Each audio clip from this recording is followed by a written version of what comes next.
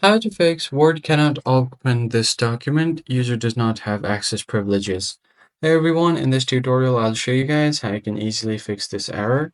So in order to fix this, you first have to go ahead and close this document and this error box first.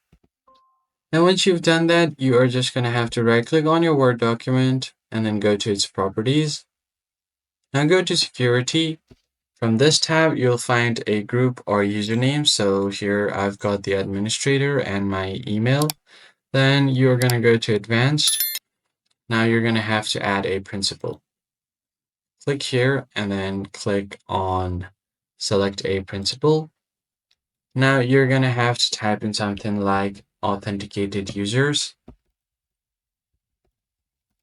Now you can just click on check names and it will automatically add this. Or what you could do is just go to advanced, click on find now, and then select the authenticated users. Click on OK, and then click on OK again. Now give it a full control access.